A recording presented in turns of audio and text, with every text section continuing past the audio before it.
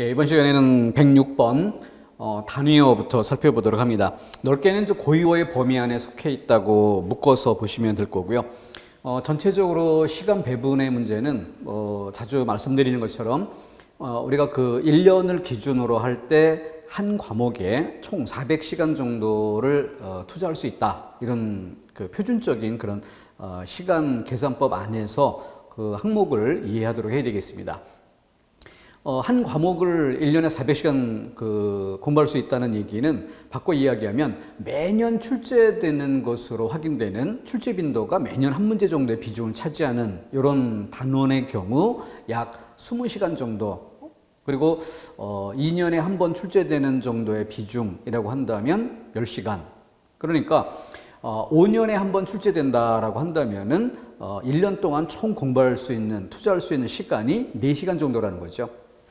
예, 특히 이 고유어란 부분에서 특히 그런 부분을 강조드리는 이유는 출제 빈도가 그렇게 높은 건 아닌데 이것을 암기로 처리한다라고 했을 때 그 양이 너무 많은 것이죠. 그러면은 1년 안에 4시간 정도 할애되는 이런 것들이 평균적인 비중이라고 한다면은 4시간 정도 안에 암기를 어느 만큼 할 수 있는가? 그러면 그 이상 암기가 부족하다고 했을 때 조금 더 하고 싶은 이런 욕심을 낼 때 결국은 중요한, 이거보다 더 중요한 다른 항목을 공부할 시간을 놓치게 되는, 그러니까 정확한 시간 배분에 따라서 적절한 공부 방법이 따라야 되는 것인데 그렇지 않고 느낌에 따라 가다 보면은 어딘가 치우치게 되고 그만큼 빈약해진, 그래서 합격권에 들기 어려워지는 이런 문제점이 생길 수 있는 거죠. 과학적인 관리가 필요할 듯합니다. 이 고유어 영역을 이제 단위어와 순수 고유어 어휘 이렇게 두 개 영역을 나눠본다면 단위어 쪽은 전체 고유어 중에서도 또 비중이 또 한 번 낮습니다. 이것이 이제 조금 이런 내용들이 교과서에 실렸던 그런 초창기에는 출제 비중이 조금 높았었어요. 근데 점차 출제 비중이 줄고 있죠. 그렇기 때문에 일단 고유어 중에서 단위어. 그럼 이 단위어를 크게 세 정도로 이렇게 나눠서 생각해 볼 필요가 있습니다. 우선 대상과 단위어를 연결하는, 짝짓기 하는 이런 문제. 그리고 또 제일 많이 출제되는 것은 단위어의 수량, 개수 맞추기, 이런 것들의 빈도수가 제일 높죠. 그 중에서 또 다른 질문 형태를 본다면은 종류를 구별하는, 여기서 종류라고 하는 것은 지금 이 수량도 그 한 종류가 될 수 있는데 수량만의 문제가 아니라 어떤 부피라든가 또는 무게, 그리고 또 묶음,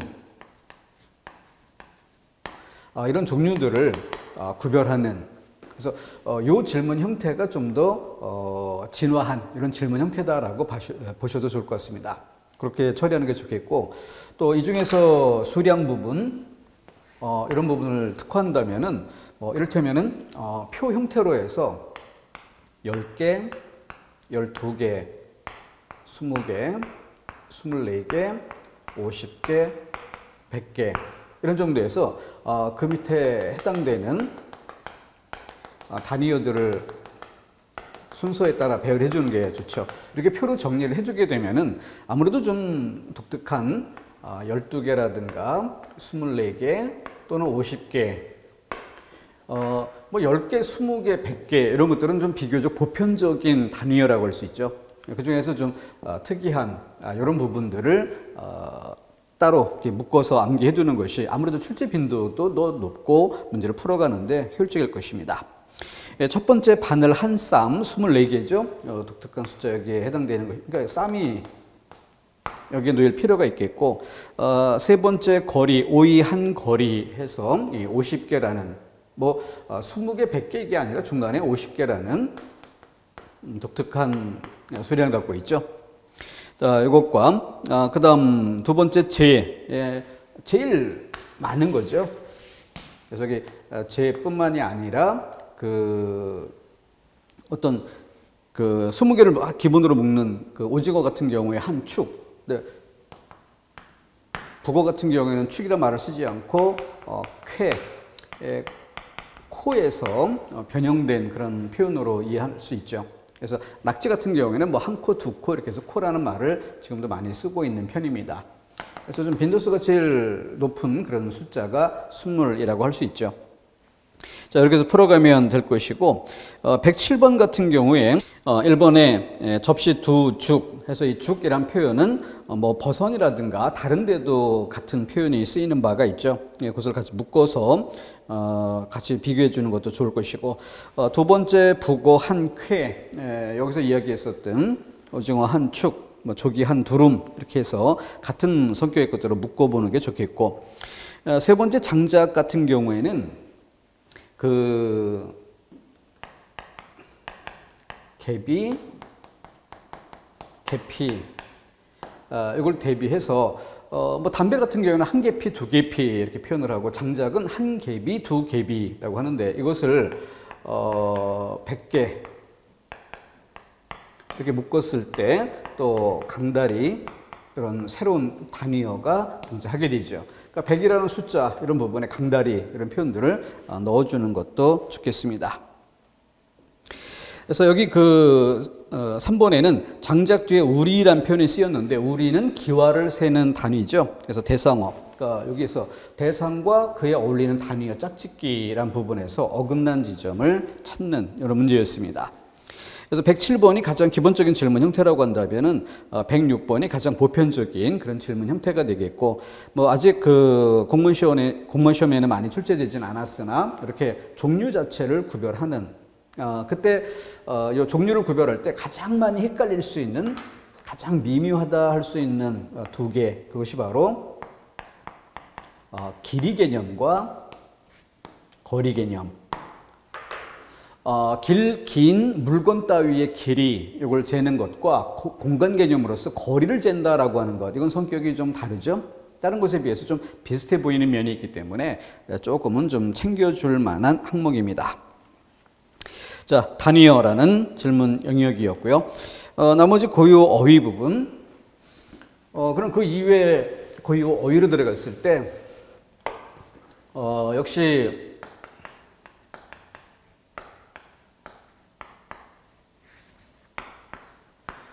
적은 시간 그리고 많은 그 암기 분량, 이것에 그 문제점이 있죠.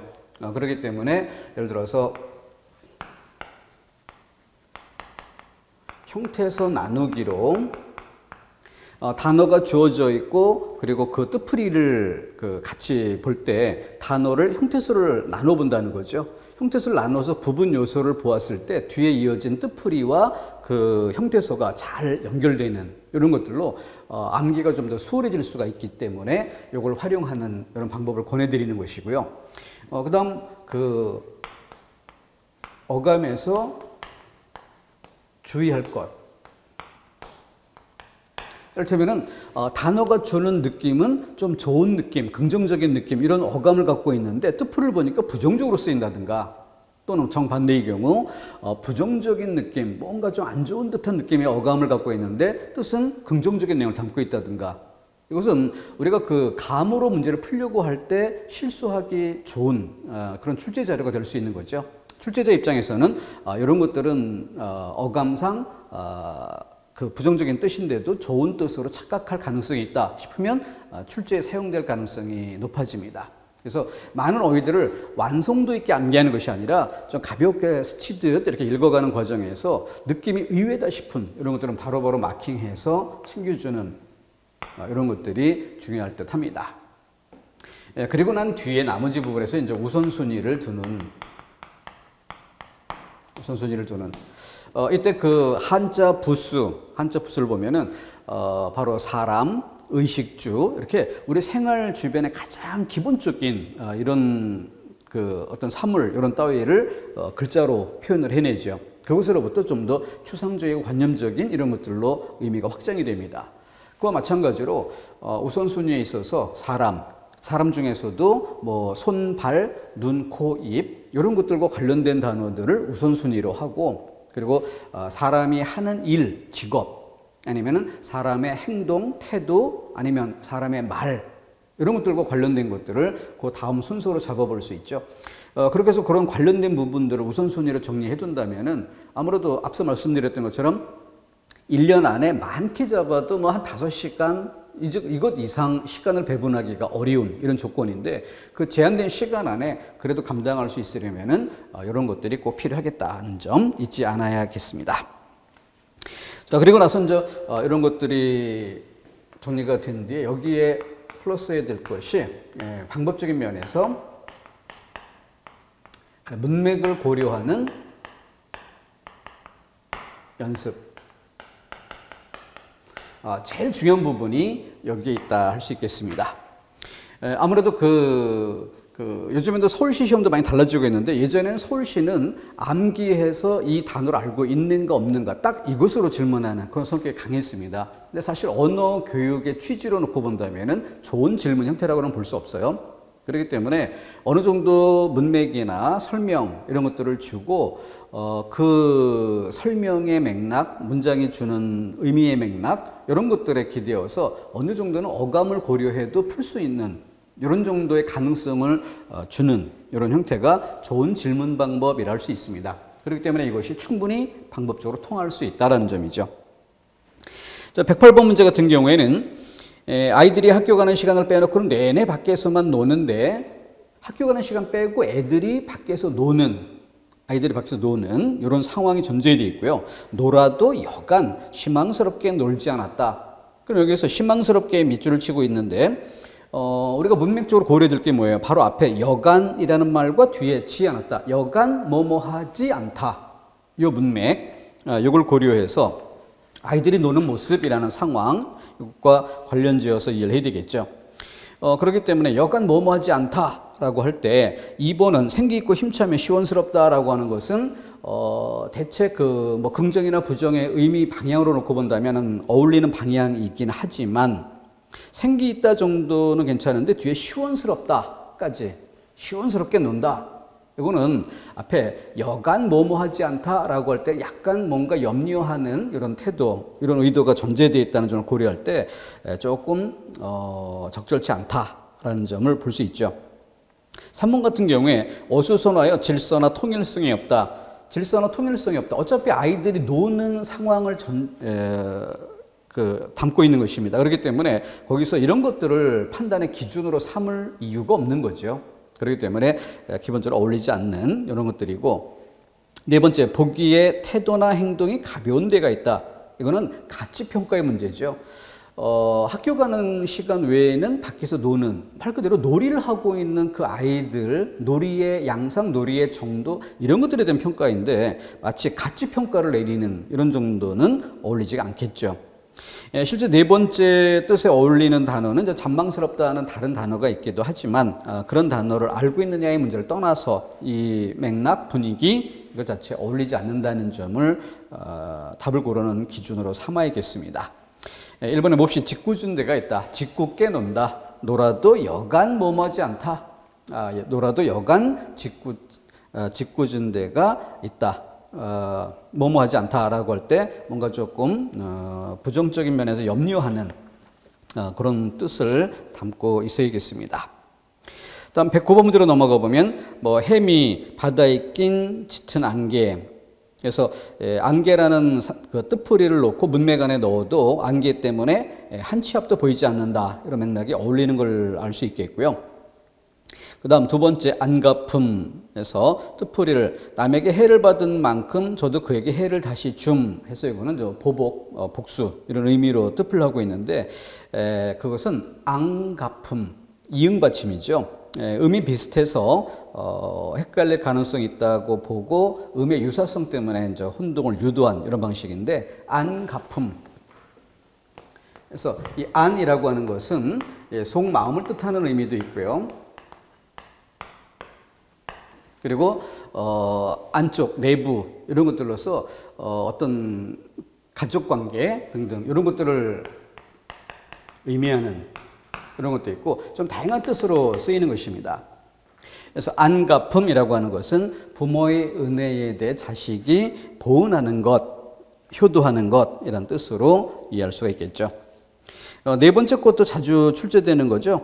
상고대라고 하면 눈꽃이라고 착각하는 혼동의 가능성이 높기 때문에 질문에 자주 사용되는 것입니다. 상고대는 눈이 아니라 서리가 내려서 나뭇가지 등에 이렇게 코팅되듯이 달라붙은, 사실 눈이 한방눈이 내리게 되면 가지 위에 수북이 쌓이죠.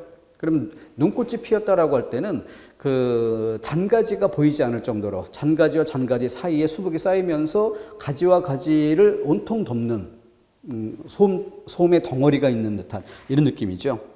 근데 상고대는 그 가지 하나하나가 그대로 시각적으로 들어오게 되면서 전체적으로 코팅이 된 듯 하얗게, 그러니까 사진 작가들 같은 경우에는 눈꽃을 사진으로 찍는 것보다는 상고대를 사진으로 찍는 것이 훨씬 아름답게 나오게 되죠. 그래서 눈 같은 경우는 오히려 그 나뭇가지 하나하나의 섬세한 모습보다는 나무 전체를 덮고 있는, 아니면 산 전체를 덮고 있는 이런 정도에서 우리가 시각적으로 즐기게 되는 것이고, 상고대는 가지 하나하나를 섬세하게 볼 수 있는 그런 장점이 있습니다. 좀 빈도 높은 어휘니까 잘 챙겨줄 만한 단어가 됩니다. 다음 110번 깝살리다. 재물이나 기회 따위를 흐지부지 다 없애다. 그래서 그 사람을 따돌리다 뭐 이런 의미도 있지만 재물에 대해 쓰는 이런 경우가 훨씬 더 빈도가 높습니다. 두 번째, 말할 듯이 입술이 작고 가볍게 열렸다 닫혔다 하다. 지금 조지 문맥에 무릎을 꿇고 한참 입을 달막거렸다. 그러니까 무릎을 꿇고라고 하는 것으로 어떤 상황인지 대략 짐작이 되는 바가 있죠. 그러니까 여기에 입을 달막거리다라는 건 뭐겠습니까? 뭔가 말은 해야 되는데 주저하게 되는 그런 상황에서 말을 할까 말까 하는 망설이거나 아니면 어떻게 표현을 해야 되지 좋을지 적절한 표현을 찾지 못해서 그렇다고 말을 아예 안 하고 있으면 또 옳은 태도가 아닐 테고, 이런 상황에서 뭔가 말을 할 듯 말 듯한 그런 상황, 장면이라는 것을 알 수 있을 것입니다. 틀린 것으로 4번에 대생긴 감자에서 생김새가 뭐 번듯하고 실하다 이렇게 했는데 못생기다 이런 의미로 쓰이는 말이죠. 우리가 그 주방에서 쓰는 감자깎기 그 도구를 생각해 보세요. 그러면은 이 정도 넓은 칼날이 있고, 그래서 그 칼날로 감자 그 껍질을 벗길 수 있게 만들어져 있는데, 그 감자 깎는 그 칼날 옆에 보면은 뾰족한 부분이 있죠. 그래서 보통 감자들은 사과나 이런 것처럼 둥글게 돼 있지 않고 중간중간 움푹움푹 패인 듯한 이런 부분들이 꽤 많습니다. 그 패인 부분은 칼날로 깎아서는 안 되죠. 그래서 뭔가 좀 이 홈을 파내는 이런 도구가 있어야 되기 때문에 감자 깎기 옆에 그래서 뾰족한 부분이 있는 것입니다. 그래서 우리가 감자를 그릴 때도 보면은 그러니까 대충 이렇게 동그랗게 그리는 것으로만 끝나지 않고 중간중간에 점을 찍듯이 표현한다든가 뭔가 움푹 패인 부분들을 그릴 수밖에 없는 거죠. 그리고 기본적으로 매끈한 원형보다는 울퉁불퉁한, 그래서 감자는 그 자체가 본질적으로 본성적으로 못생긴 것이 기본이다 할 수 있습니다.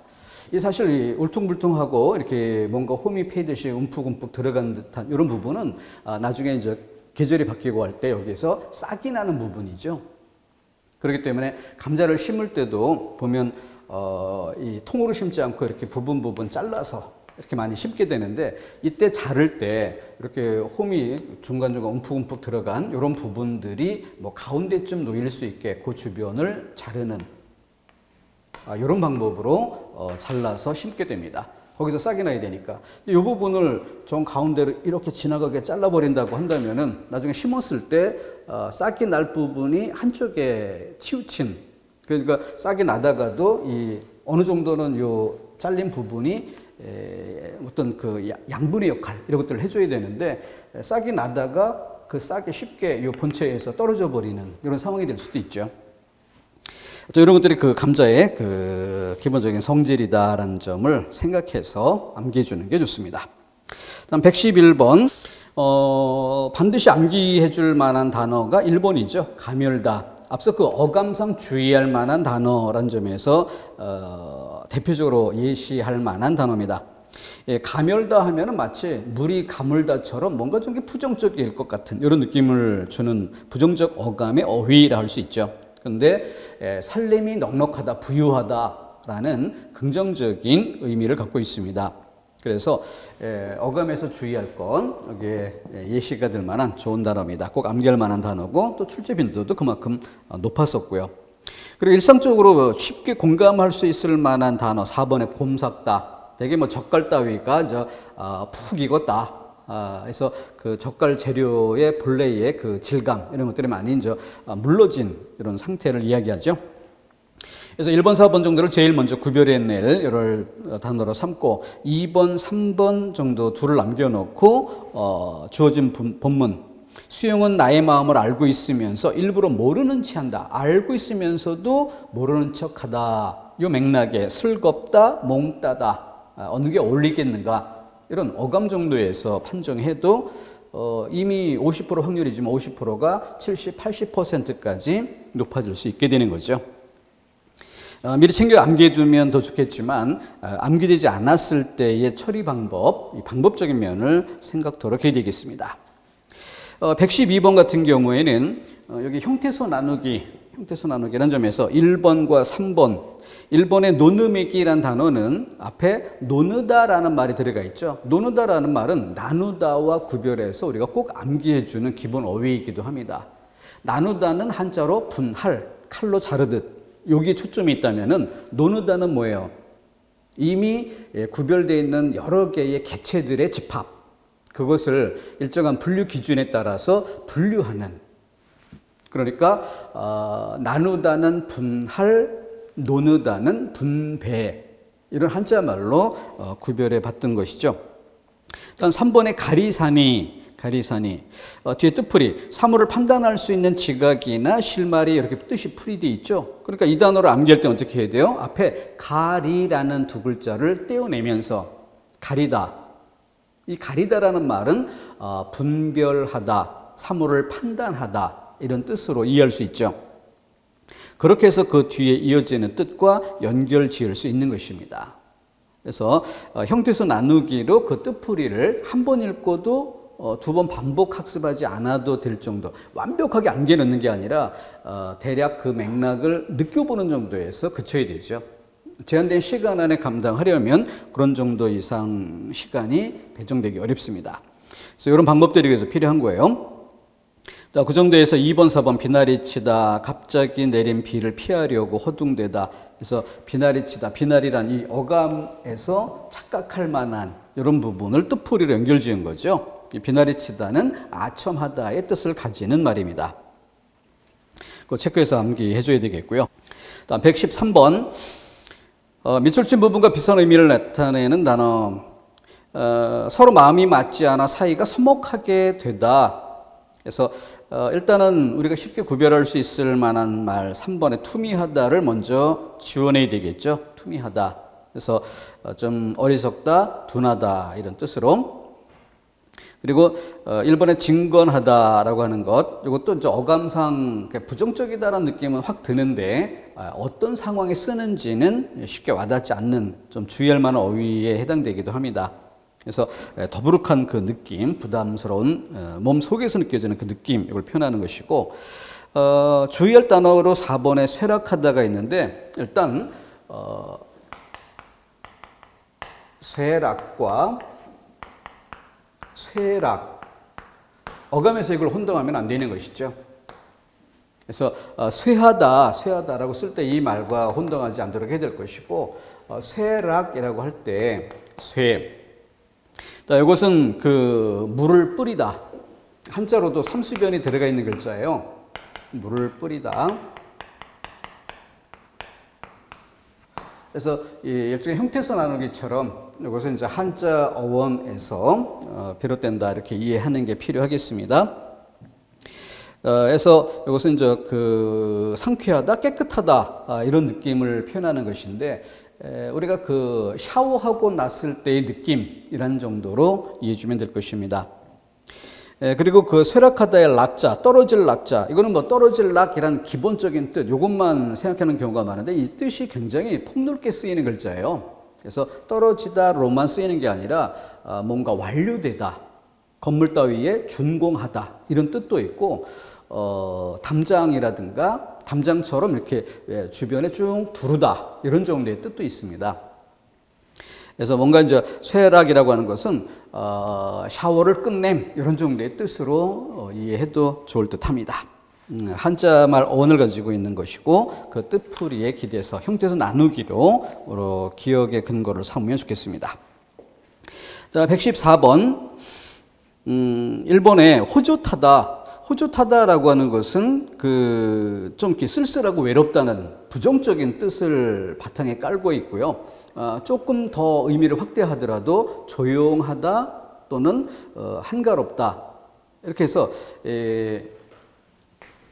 이렇게 반을 나눈다면은 아주 활달하고 상쾌한 이런 긍정적인 부분과 반대로 부정적인 이런 뜻이라고 한다면 이 호조타다라는 건 이 부정적인 뜻에 바탕을 두면서 중간 지점 이런 정도까지 의미가 확장되어 쓰일 수가 있는 그런 어휘입니다. 그래서 조용하다, 좀 편안하다 이런 정도까지는 근데 좀 더 뭔가 활동성이 있고 어떤 기운이 넘치는 듯한 이런 쪽까지는 나아가지 않는 것이죠.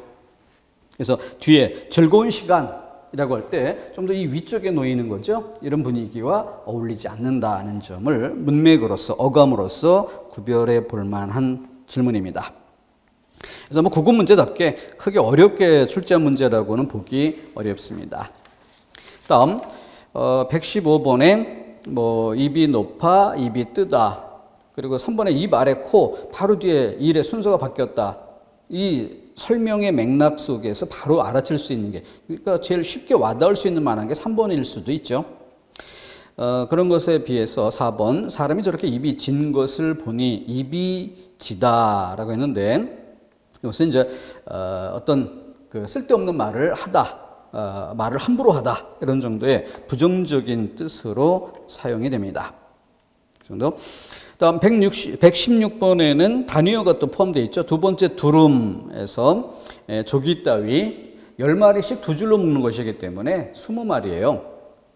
그래서 가장 기본적인 수량으로 암기될 때 많이 쓰이는 것으로 난이도가 꽤 이 2번 때문에 난이도가 낮아진 이런 양상이라 할 수 있겠고 나머지 1, 3, 4번에 쓰인 어휘들도 대체로 과거에 출제가 된 바 있는 빈도가 좀 있는 이런 어휘들을 사용했기 때문에 직접적으로 문맥도 없이 단어에 대해 직접 뜻풀이를 주는 이런 양상으로 옛날에 안 좋은 출제 방법이죠.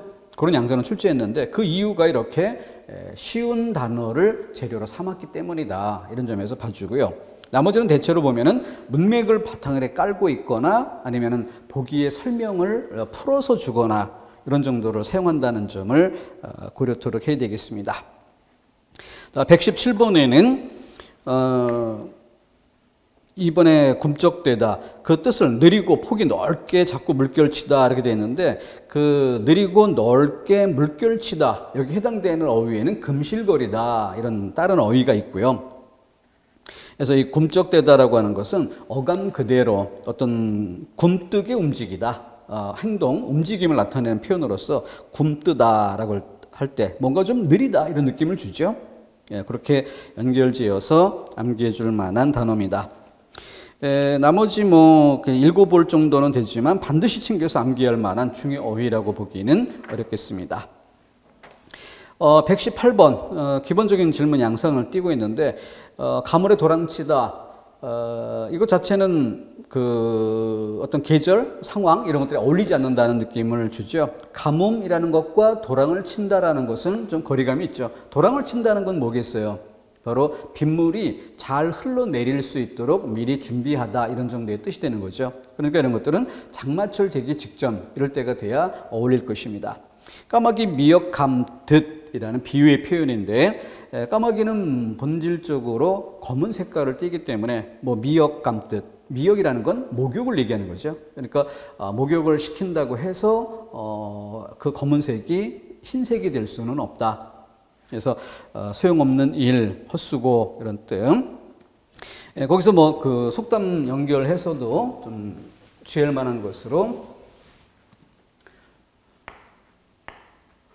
도랑을 치는 것과 그리고 가재잡이 이것은 분명 선후의 일이라는 것. 도랑치고 가지 잡는다라고 말했을 때 도랑을 치고 가지 잡는다는 건 뭐예요? 나중에 해야 될 일을 먼저 하고 먼저 해야 될 일을 나중에 한다라고 해서 순서가 뒤바뀌었다라는 잘못됨을 뜻하는 것인데, 도랑치고 가지 잡는다라는 것을 마치 두 가지 이득, 일거양득 이런 정도의 뜻으로 잘못 알고 쓰는 일이 많습니다. 그래서 고유어의 어감 때문에 주의할 것이 있다라고 한다면은 속담에도 그와 유사한 경우가 있는데, 그때 헷갈릴 가능성이 큰 그런 속담으로 잘 챙겨야 될 것입니다. 도랑을 치면 도랑을 치는 과정에서 삽으로 도랑에 흘러내린 흙 따위를 걷어서 내는 이런 행위들, 그 과정에 가지들이 가만히 있겠어요? 다 도망가고 없지요. 그러니까 도랑을 친 뒤에 가지를 잡으려고 하면 이미 다 도망가고 잡을 길이 없다라는 거죠. 그래서 도랑을 치기 전에 아래 위 일정한 영역을 막아두고 그 안에 있는 가지를 잡아낸 뒤, 그러니까 새참거리를 미리 준비를 해놓는 거죠. 그리고 난 뒤에 도랑을 치는 노동 행위를 해야 순서에 맞는 것입니다.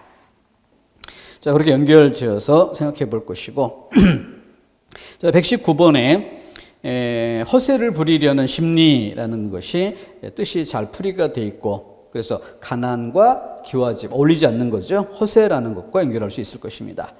1번에 가난한 집 신주 금뜻, 네 번째 가난한 집 제사 돌아오듯 같은 뜻으로 이해하시면 되죠. 예전에는 조상들 모시는 것을 굉장히 중하게 여겼고, 그래서 제사를 지내려면은 많은 음식을 장만해야 하는데, 가난한 상황에서 제사를 준비한다는 것은 굉장히 큰 부담이었던 거죠. 근데 가난한 집에 제사 돌아온다는 얘기는 그만큼 부담감, 그래서 요즘 말로 치면은 월급 받자마자 카드값부터 다 빠져나가고 없는 이런 상황. 그런데 월급날이 돌아오는 것보다는 카드값 상환해야 될 날짜, 어떤 대출금 그 상환해야 될 날짜, 이런 것들이 생각보다 빠른 느낌으로 와닿는, 자주 다가오는 이런 느낌. 바로 그 정도를 뜻하는 것이 1번, 4번이라는 얘기죠. 1번의 경우는 뭐예요? 돈이 없어서 그 막상 제사가 돌아왔는데 준비한 게 없으니까, 그래서 신주가 굶는다라는 뜻이죠. 차려놓은 게 없기 때문에. 두 번째, 가난한 집에 자식이 많다. 제사와 달린 자식이라는 표현으로 바뀌어 있으나 역시 돈 들어가야 할 상황이라는 것은 같은 맥락이 되겠죠. 다음 120번. 권력의 무상함. 달도 차면 기운다. 달이 차고 기우는 것은 자연의 현상으로서 주기적인 반복되는, 그러니까 거의 권력의 무상이라는 것을 필연적인 것으로 연결짓는 그런 뜻이 되겠죠. 그래서 초승달에서 반달 그리고 보름달 이렇게 이어가는 것을 권력에 연결한다면은 어떤 직장에서 승진하고 권력을 더 많이 가져가는, 차지하는 이런 과정으로 볼 수 있는데, 그렇게 보름달이 된 뒤에는 이내 바로 반달로 또 금음달로 이렇게 사그라들게 되는 것이죠. 그런 것처럼 권력도 역시 그러하다. 그러니까 우리가 어떤 그 지위가 있을 때, 돈을 많이 벌 때 그 이후에 다른 상황을 생각하고 대비하고 이런 것들이 필요한 것이죠. 그렇기 때문에 TV 보거나 그러면은 연예인들도 흔히 인기를 이렇게 오래도록 장담하기 어렵고, 그러니까 농담처럼 흔히들 쓰는 말이 물 들어올 때 노 저어야 한다, 이런 표현들을 쓰죠. 자, 인간 세태의 보편성을 반영하고 있다고 볼 수 있습니다. 두 번째, 열을 붉은 꽃이 없다. 그래서 꽃이 아름다운 이유는 1년 내내 피어 있지 않고 짧은 시간 피었다 지기 때문에, 그러니까 일종의 희소성으로부터 아름답다라는 가치 인식으로 느껴지는 거겠죠. 자, 그래서 그 꽃에 기대어서 권력을 표현하는 방식. 꽃이 시들면 오던 나비도 안 온다. 꽃이 시들었다는 것과 그 뒤에 오던 나비가 안 온다, 이거까지 담아내면서 질문에서 이야기하는 권력의 무상함이라는 것이 가장 잘 반영된, 세태를 제대로 반영한 것이 4번이죠. 1, 2번의 경우는 권력은 늘 유지되는 것이 아니라 짧은 기간 누리다가 없어지기도 한다, 이 정도의 1, 2번이 있다면 4번은 더 나아가 그렇게 권력이 없어졌을 때 더 나아가 주변 사람들의 인심의 변화, 세태의 변화, 요것까지 반영한 것이 4번이죠. 물이 가다 굽이를 친다라고 하는 것은 방향에 초점이 있죠.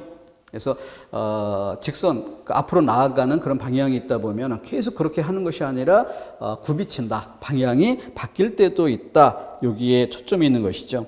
그러니까 어떤 인간 사회에 연결 짓는다면 삶의 방향 이런 것들과 관련이 있는 것이다. 권력의 무상함하고는 초점이 조금 다른 것이었습니다. 121번 몇 달 만에야 말길이 되어 겨우 상대편을 만나보다. 몇 달 만에, 그리고 이 전체 문맥을 가장 잘 보여주는 게 겨우라는 말이죠. 겨우 그리고 상대편을 만나다. 그러니까 상대를 만나는 것을 기대했는데 몇 달이라는 시간이 걸렸고, 그리고 만나게 된 것 자체를 판단할 때 겨우란 말이 쓰였으니까 아주 힘들게라는 그런 상황이 전제되어 있죠. 그래서 말길이 되다라는 이 말의 뜻을 앞뒤 문맥을 고려할 때 바로 상대방과 이야기할 수 있는, 만날 수 있는 어떤 그런 길이 트이다, 이런 뜻으로 말길이라는 표현이 사용되고 있음을 이해할 수 있습니다. 따라서 선택지 중에서는 그 3번의 토론 이런 정도 차원이 아니죠. 그래서 소개 2번 상대방과 나가 만나는 소개의 길이 트이다, 이런 정도가 가장 적합한 표현이 되겠죠. 문맥을 고려했을 때 충분히 풀 수 있는 그런 문제입니다. 이런 것들을 매개로 해서 무조건 암기량을 늘리는 것에 초점을 두지 말고 방법적으로 해결하는 이런 것들을 좀 더 생각하고, 그런 것들이 충분히 익숙해진 상태에서 최종적으로는 우선순위로 분량을 줄이는 이런 방법을 취하도록 해야 되겠습니다. 자, 1달러 찍고 다음 시간에는 단원을 바꾸어 이어가도록 하겠습니다.